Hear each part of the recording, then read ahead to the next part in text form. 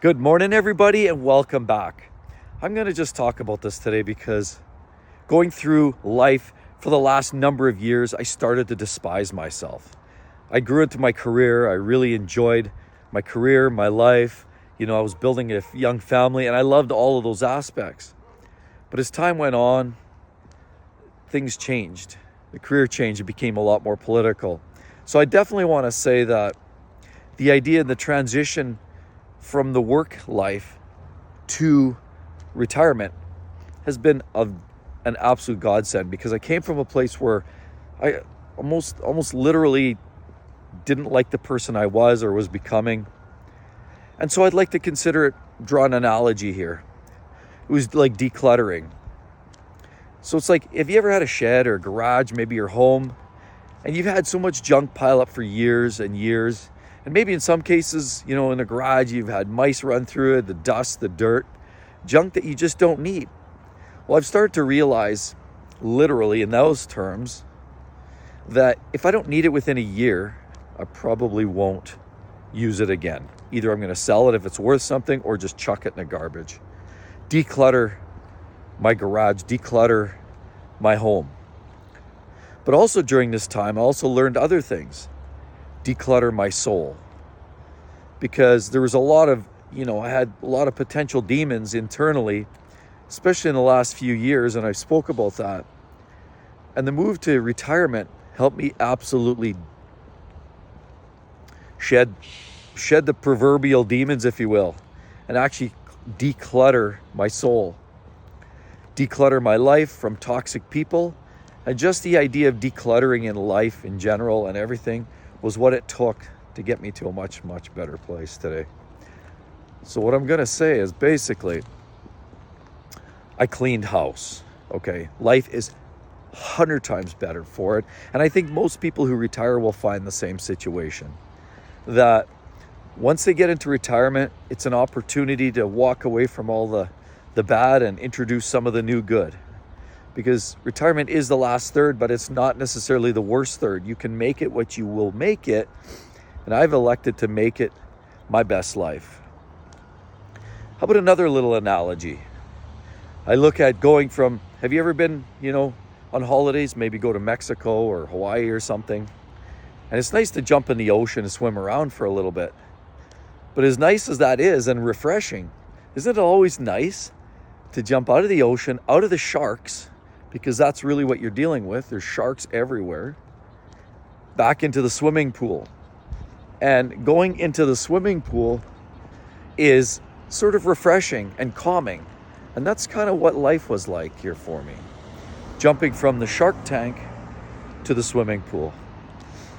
Now, that doesn't mean it doesn't come without hazards. Of course, life in general has hazards, and there's things about it that aren't perfect, but the idea behind, retiring shouldn't be one where you just go to sleep.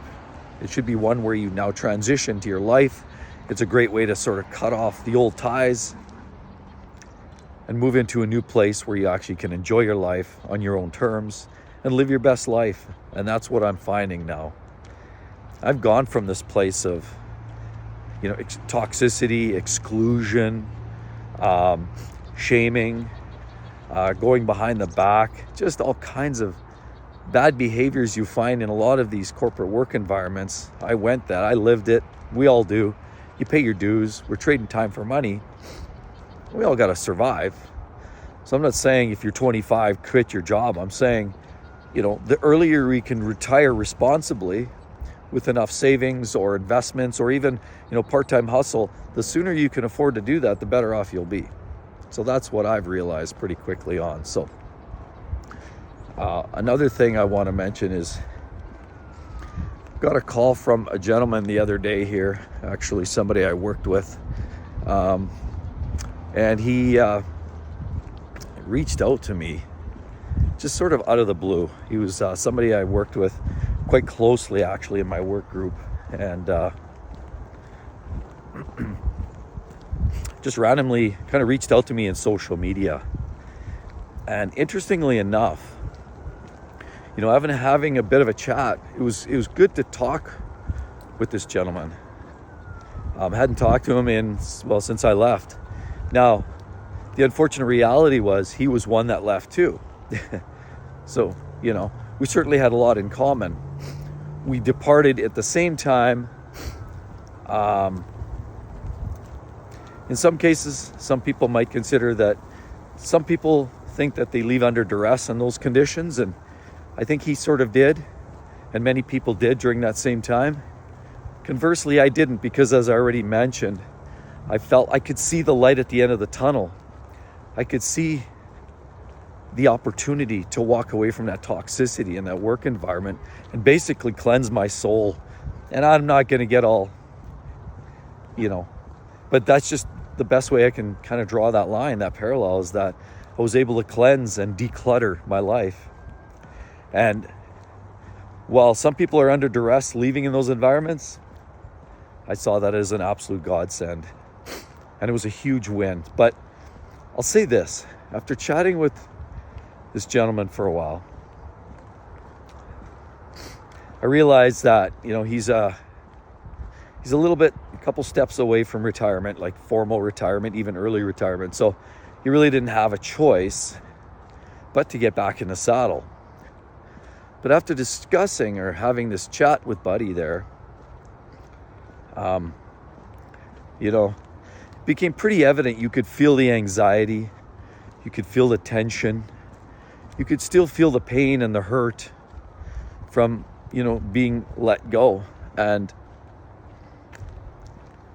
yeah, I definitely feel for him. And, we had a really good long discussion, one that was very candid, very open.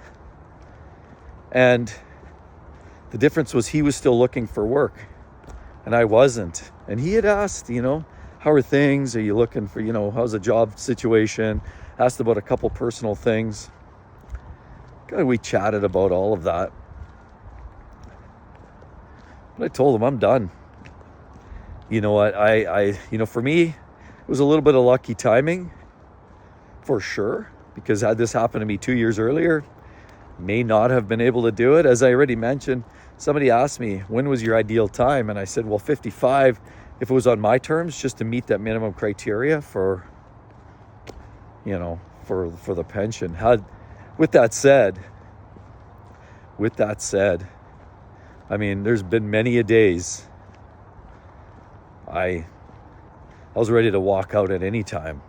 And that was up to, honestly, late 40s, early 50s. I had considered it. Another friend of mine who left earlier, who left on his own terms, electrical engineer, had made a decision that, the carrot wasn't enough to keep him around. And he had quite a few years, a dozen years or so in, quite a tenure built up. But you know what? He left mid-career and said, no, I'm not dealing with this. Yeah, he saw the writing on the wall. He was a professional. He was good at what he did. Very smart man. But he also realized that this work environment was very toxic and not one that he wanted to be around for very much longer. So he sort of dumped that in the trash bin, if you will, and moved on.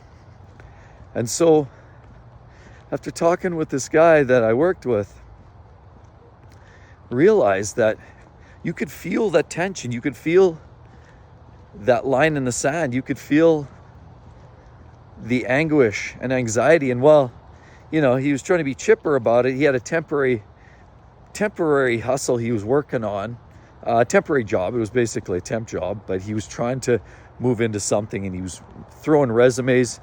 And I'd heard through a couple people now, including this gentleman, that they were throwing something like 40, 50, 60 resumes out there, getting one or two little sniffs, but nothing really answered. No doors are opening. So the work environment's tough. And now you got to remember, I know one thing my wife told me too, and she's been absolutely amazing. My wife, I don't know if I could have done this without her. She's been absolutely the best thing ever.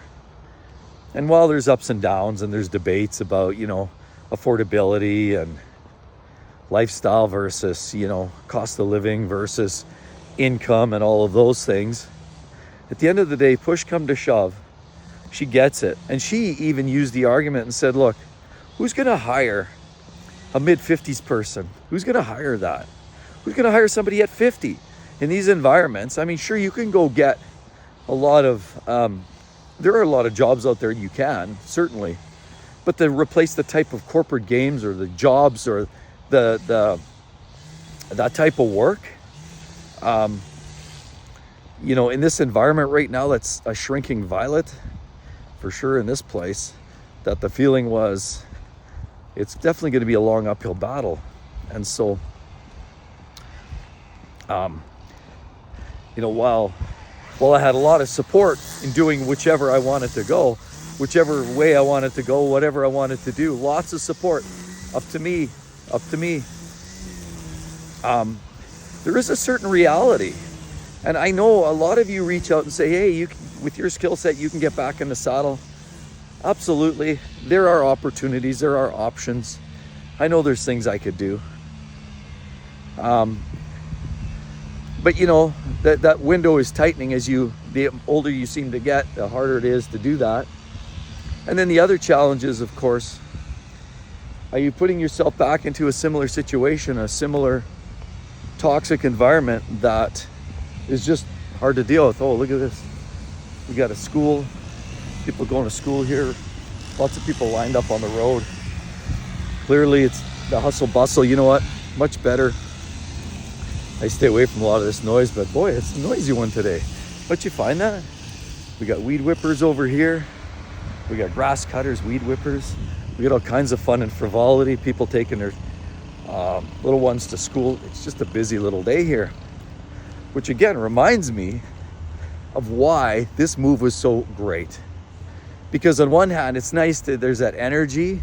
And if you're in the right zone, and if you're in the right work environment, that energy can be an amazing thing to get you fired up and energized and get you moving.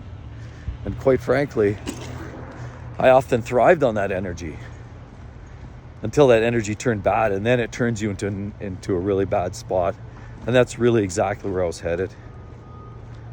Quite honestly, it just wasn't a good environment. We're so much better now. And turning the page, once you roll into retirement, it's an open book. It's like that brand new scrapbook that you buy when you're going to school. It's got the paper covering over it. You tear the paper off, you crack the notebook open, you can hear it crack at the binding a little bit as you open it up, and you try to crease it and push it open. And then you start to write, that fresh smell of fresh paper and pulp, and you start to write on these blank sheets. This is basically exactly life in retirement. It's entirely whatever you want to write, the script you want to write, the ball's in your court.